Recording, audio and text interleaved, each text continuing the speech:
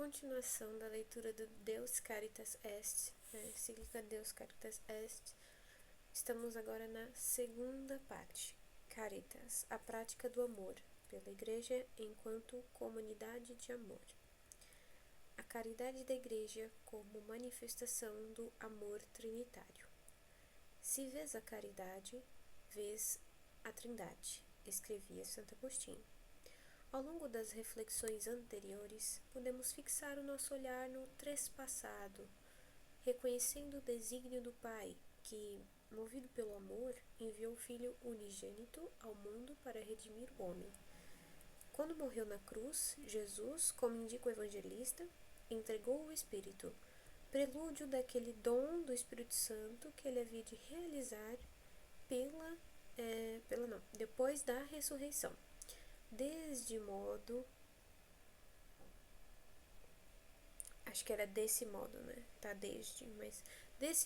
se atuaria a promessa dos rios de água viva que, graças à efusão do Espírito, haviam de emanar do coração dos crentes.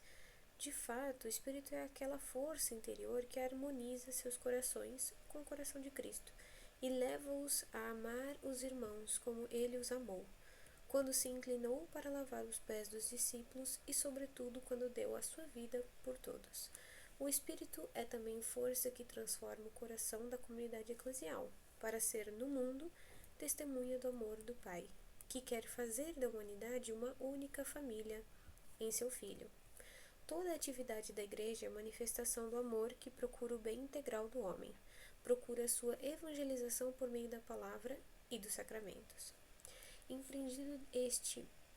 Empreendimento este muitas vezes heróico nas suas realizações históricas e procura sua promoção nos vários âmbitos da vida e da atividade humana. Portanto, é amor o serviço que a Igreja exerce para acorrer constantemente aos sofrimentos e às necessidades, mesmo materiais, dos homens. É sobre este aspecto, sobre este serviço da caridade que desejo deter-me nesta segunda parte da encíclica. A caridade como dever da Igreja. O amor do próximo, radicado no amor de Deus, é um dever antes de mais para cada um dos fiéis, mas é-o também para a comunidade eclesial inteira, e isto a todos os seus níveis, desde a comunidade local, passando pela igreja particular, até a Igreja Universal na sua globalidade. A Igreja também, enquanto comunidade, deve praticar o amor. Consequência disto é que o amor tem necessidade também de organização, enquanto pressuposto para um serviço comunitário ordenado. A consciência de tal dever teve relevância constitutiva na Igreja desde os seus inícios. Todos os crentes viviam unidos e possuíam tudo em comum. Vendiam terras e outros bens e distribuíam dinheiro por todos, de acordo com as necessidades de cada um. Lucas conta-nos isto no quadro de uma espécie de definição da Igreja, entre cujos elementos constitutivos enumera a adesão ao ensino dos apóstolos, a comunhão, koinonia, a fração do pão e as orações. O elemento da comunhão, koinonia, que aqui ao início não é especificado, aparece depois concretizado nos versículos anteriormente citados. Consiste precisamente no fato de os crentes terem tudo em comum, pelo que no seu meio já não subsiste a diferença entre ricos e pobres. Com o crescimento da Igreja, esta forma radical de comunhão material, verdade se diga, não pôde ser mantida. Mas o núcleo essencial ficou no seio da comunidade dos crentes.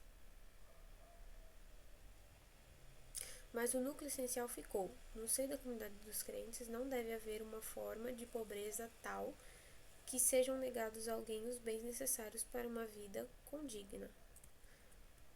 Um passo decisivo na difícil busca de soluções para realizar este princípio eclesial fundamental torna-se patente naquela escolha de 7 homens que foi o início do ofício diaconal. De fato, na Igreja primitiva, tinha-se gerado na distribuição cotidiana às viúvas uma disparidade entre a parte da língua hebraica e a de língua grega. Os apóstolos, a quem estavam confiados antes de mais a oração, Eucaristia e liturgia, e o serviço da palavra, sentiram-se excessivamente carregados pelo serviço das mesas. Decidiram, por isso, reservar para eles o ministério principal e criar para outra mansão, também ela necessária na igreja, um organismo de 7 pessoas. Mas este grupo não devia realizar um serviço meramente técnico de distribuição. Deviam ser homens cheios do Espírito Santo e de sabedoria. Quer dizer que o serviço social que tinham de cumprir era concreto, sem dúvida alguma, mas ao mesmo tempo era também um serviço espiritual. Tratava-se, na verdade, de um ofício verdadeiramente espiritual, que realizava um dever essencial da Igreja, o do amor bem ordenado ao próximo. Com a formação deste organismo dos 7, a diaconia, o serviço do amor ao próximo, exercício comunitariamente de modo ordenado, ficara instaurada na estrutura fundamental da própria Igreja. Com o passar dos anos e a progressiva difusão da Igreja, a prática da caridade confirmou-se como um dos seus âmbitos essenciais, juntamente com a administração dos sacramentos e o anúncio da palavra. Praticar o amor com as viúvas e os órfãos, os presos, os doentes e necessitados de qualquer gênero pertence tanto à sua essência como o serviço dos sacramentos e o anúncio do Evangelho. A Igreja não pode descurar o serviço da caridade, tal como não pode negligenciar os sacramentos nem a palavra. Para demonstrar, bastam alguns exemplos. O mártir Justino, no contexto da celebração dominical dos cristãos, descreve também a sua atividade caritativa relacionada com a Eucaristia enquanto tal. As pessoas abastadas fazem a sua oferta na medida das suas possibilidades, cada uma o que quer. O bispo serve-se disso para sustentar os órfãos, as viúvas e aqueles que por doença ou por outros motivos passam necessidade, e também os presos e os forasteiros. O grande escritor cristão Tertuliano conta como a solicitude dos cristãos pelos necessitados de qualquer gênero suscitava a admiração dos pagãos. E, quando Inácio de Antioquia designa a Igreja de Roma como aquela que preside a caridade, ou ágape, pode-se supor que ele quisesse, com tal definição, exprimir de qualquer modo também a sua atividade caritativa concreta. Neste contexto, pode revelar-se útil uma referência às estruturas jurídicas primitivas que tinham a ver com o serviço da caridade na Igreja. A meados do século IV, ganha forma no Egito a chamada diaconia, que é nos diversos mosteiros a instituição responsável pelo conjunto das atividades assistenciais, pelo serviço precisamente da caridade. A partir destes inícios, desenvolve-se até o século VI no Egito uma corporação com plena capacidade jurídica, a qual as autoridades civis confiam mesmo uma parte do trigo para distribuição pública. No Egito, não só no Oriente, quer no Ocidente, no Egito, não só cada mosteiro, mas também cada diocese acabou por ter a sua diaconia, uma instituição que se expande depois quer no Oriente, quer no Ocidente. E o Papa Gregório Magno fala da diaconia de Nápoles. Relativamente a Roma, as diaconias são documentadas a partir dos séculos VII e VIII, mas naturalmente já antes e logo desde os primórdios, a atividade assistencial aos pobres e doentes, segundo os princípios da vida cristã expostos nos Atos dos Apóstolos, era parte essencial da Igreja de Roma. Este dever encontra sua viva expressão na figura do diácono Lourenço. A dramática descrição do seu martírio já era conhecida por Santo Ambrósio e, no seu núcleo, mostra-nos seguramente a figura autêntica do santo. Após a prisão dos seus irmãos na fé e do Papa, a ele, como responsável pelos cuidados dos pobres de Roma, fora concedido mais algum tempo de liberdade para recolher os tesouros da igreja e entregá-los às autoridades civis. Lourenço distribuiu o dinheiro disponível pelos pobres e depois apresentou estes às autoridades como sendo o verdadeiro tesouro da igreja. Independentemente da credibilidade histórica que se queira atribuir a tais particularidades, Lourenço ficou presente na memória da igreja como grande expoente da caridade eclesial. Uma alusão merece a figura do imperador Juliano Apóstata, porque demonstra uma vez mais quão essencial era para a igreja dos primeiros séculos a caridade organizada e praticada. Criança de 6 anos, Juliano assistira ao assassinato. Criança de 6 anos, Juliano assistira ao assassínio de seu pai, de seu irmão e de outros familiares pelas guardas do Palácio Imperial. Esta brutalidade atribuiu a ele, com razão ou sem ela, ao imperador Constâncio, que se fazia passar por um grande cristão. Em consequência disso, a fé cristã acabou desacreditada a seus olhos uma vez por todas. Feito imperador, decide restaurar o paganismo, a antiga religião romana, mas ao mesmo tempo reformá-la, para se tornar realmente a força propulsora do império. Para isso, inspirou-se largamente no cristianismo, instaurou uma hierarquia de metropolitas e sacerdotes. Estes deviam promover o amor a Deus e ao próximo. Numa das suas cartas, escrevera que o único aspecto do cristianismo que o maravilhava era a atividade caritativa da igreja. Por isso, considerou determinante para o seu povo, para o seu novo paganismo, fazer surgir, a par do sistema de caridade da igreja, uma atividade equivalente na sua religião. Os galileus, dizia ele, tinham conquistado assim a sua popularidade. Havia que imitá-los, se não mesmo superá-los. Deste modo, o imperador confirmava que a caridade era uma característica decisiva da comunidade cristã da igreja. Chegados aqui, registremos 2 dados essenciais retirados das reflexões feitas. A natureza íntima da igreja exprime-se num tríplice dever: anúncio da palavra, querigma martíria, celebração dos sacramentos, liturgia, serviço da caridade, diaconia.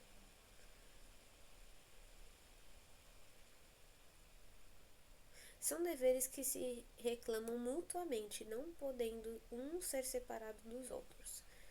Para a igreja, a caridade não é uma espécie de atividade de assistência social que se poderia mesmo deixar a outros, mas pertence à sua natureza, é a expressão irrenunciável da sua própria essência. A igreja é a família de Deus no mundo. Nesta família não deve haver ninguém que sofra por falta do necessário. Ao mesmo tempo, porém, a Caritas Ágape estende-se para além das fronteiras da igreja. A parábola do bom samaritano permanece como critério de medida, impondo a universalidade do amor que se inclina para o necessitado encontrado, por acaso seja ele quem for. Mas, ressalvada esta universalidade do mandamento do amor, existe também uma exigência especialmente eclesial. Precisamente a exigência de que a própria igreja, enquanto família, nenhum membro sofra porque passa necessidade. Neste sentido se pronuncia a carta aos Gálatas. Portanto, enquanto temos tempo, pratiquemos o bem para com todos, mas principalmente para com os irmãos na fé. Gálatas 6, versículo 10. Justiça e caridade. Desde o 800, vemos levantar-se contra a atividade caritativa da igreja uma objeção, explanada depois com insistência sobretudo pelo pensamento marxista.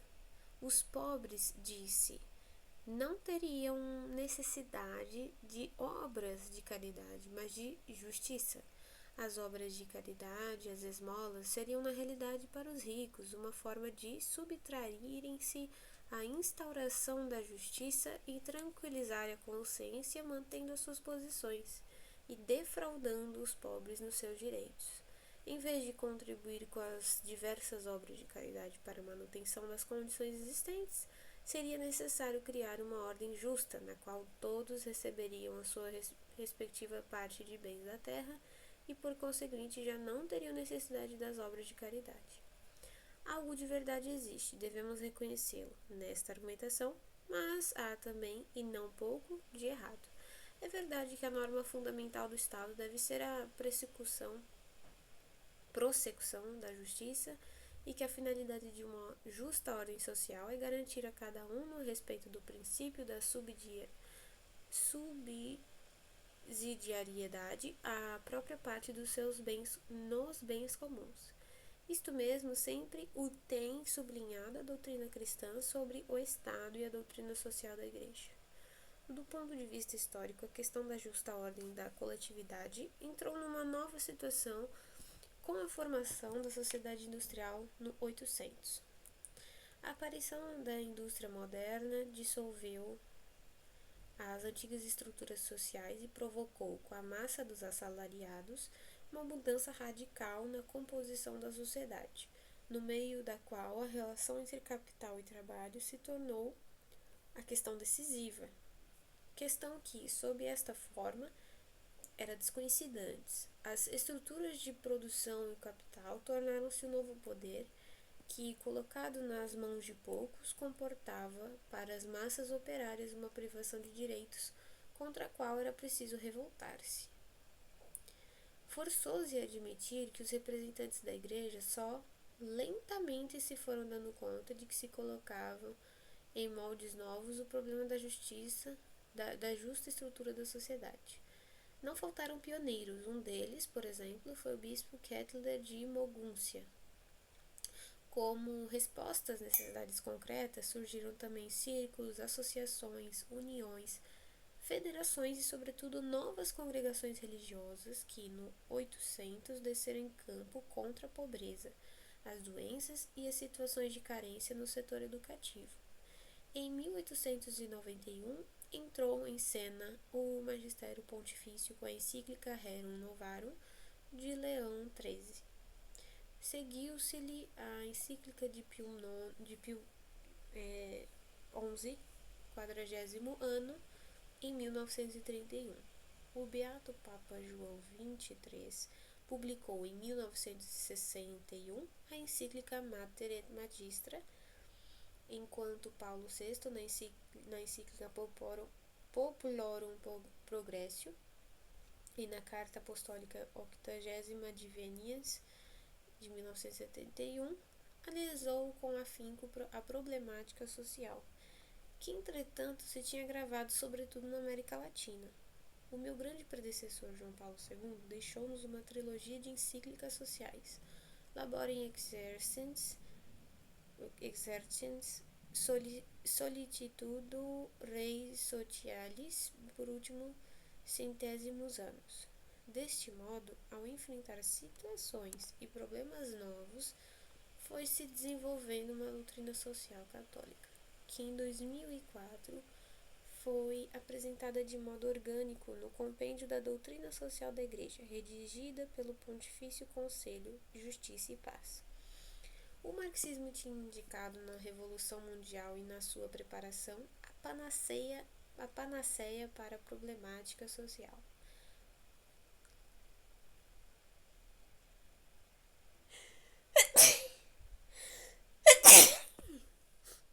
Através da revolução e consequente coletivização dos meios de produção.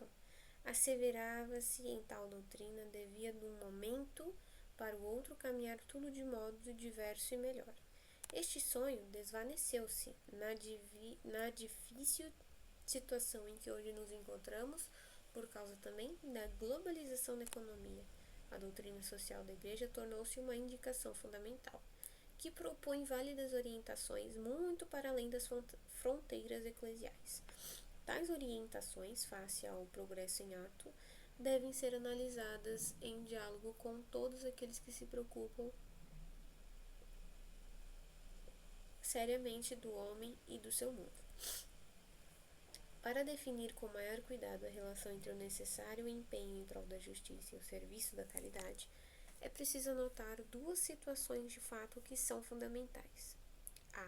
A justa ordem da sociedade e do Estado é dever central da política. Um Estado que não se regesse segundo a justiça, reduzir-se-ia a uma grande banda de ladrões, como disse Agostinho uma vez. Remota etaque justitia quid sunt regna nisi magna latrotinia. Pertence à estrutura fundamental do cristianismo a distinção entre o que é de César e o que é de Deus. Isto é, a distinção entre Estado e Igreja, ou como diz o Concílio Vaticano II, a autonomia das realidades temporais. O Estado não pode impor a religião, mas deve garantir a liberdade da mesma e a paz entre os aderentes das diversas religiões. Por sua vez, a Igreja, como expressão social da fé cristã, tem a sua independência e vive, assente na fé, a sua forma comentária, que o Estado deve respeitar. As duas esferas são distintas, mas sempre em recíproca relação. A justiça é o objetivo e, consequentemente, também a medida intrínseca de toda a política. A política é mais do que uma simples técnica para a definição dos ordenamentos públicos. A sua origem e o seu objetivo estão precisamente na justiça, e esta é de natureza ética. Assim, o Estado defronta-se inevitavelmente com a questão: como realizar a justiça aqui e agora? Mas esta pergunta pressupõe outra mais radical. O que é a justiça? Isto é um problema que diz respeito à razão prática. Mas, para poder operar retamente, a razão deve ser continuamente purificada, porque a sua cegueira ética, derivada da prevalência do interesse e do poder que a deslumbram, é um perigo nunca totalmente eliminado.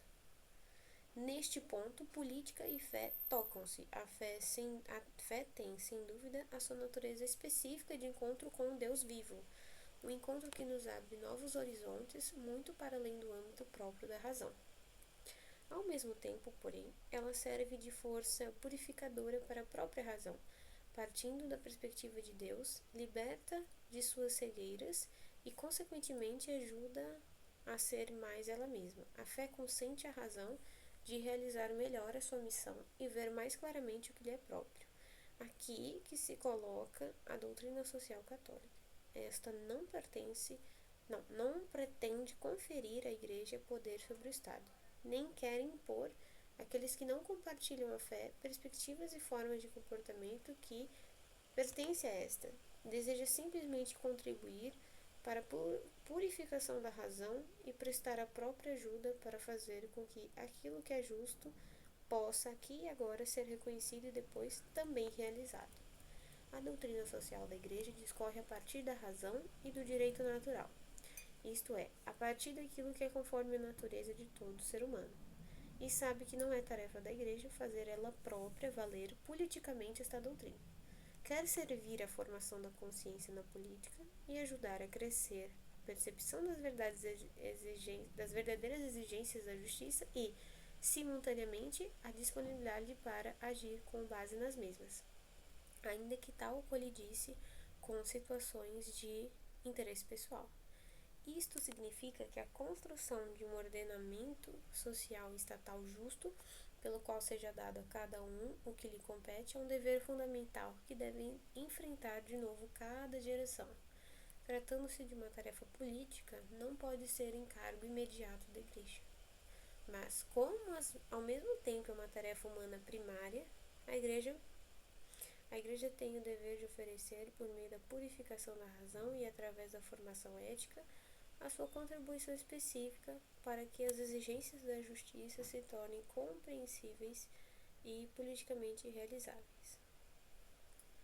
A Igreja não pode nem deve tomar nas suas próprias mãos a batalha política para realizar a sociedade mais justa possível. Não pode nem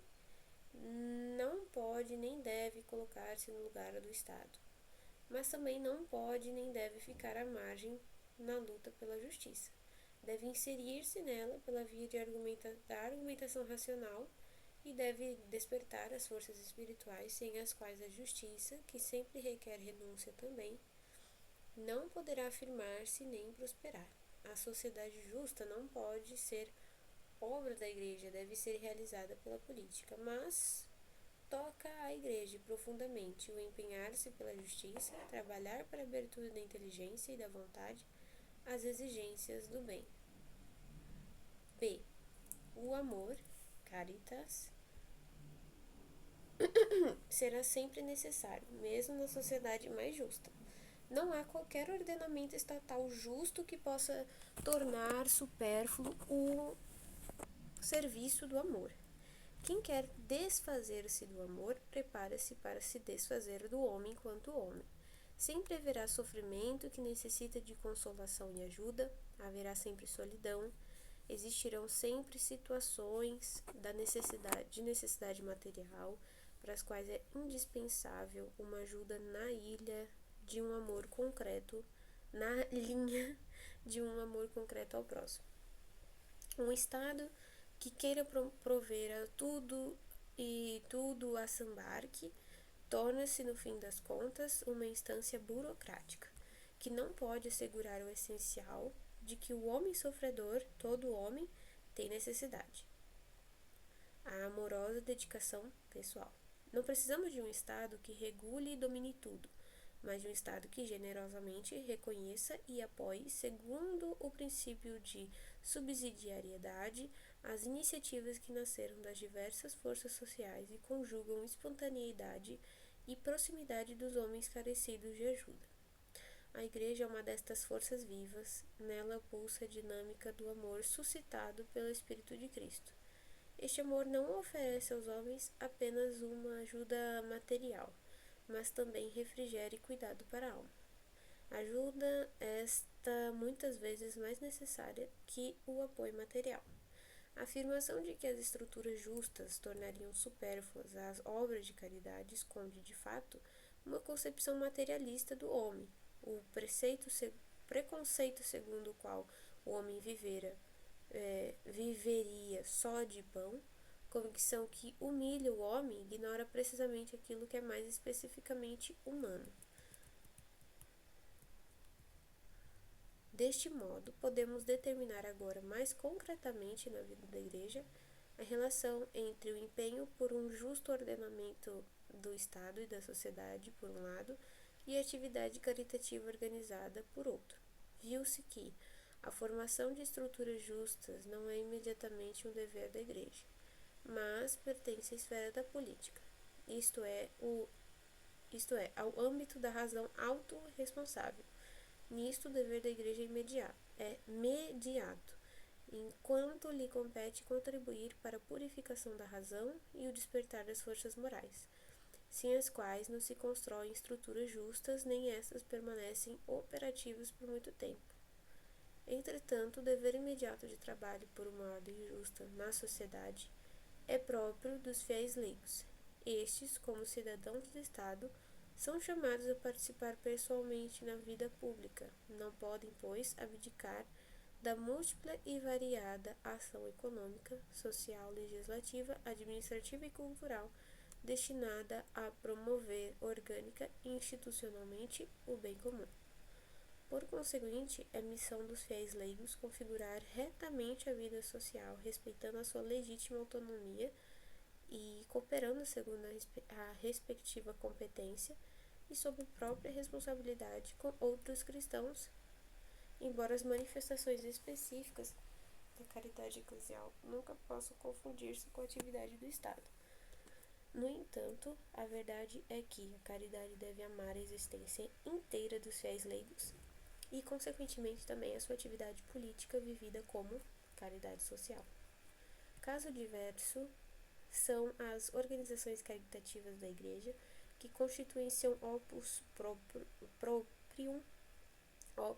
um dever que lhe é congênito, no qual ela não se limita a colaborar colateralmente, mas atua como sujeito diretamente responsável, realizando o que corresponde à sua natureza. A Igreja nunca poderá ser dispensada da prática da caridade enquanto atividade organizada dos crentes, como, aliás, nunca haverá uma situação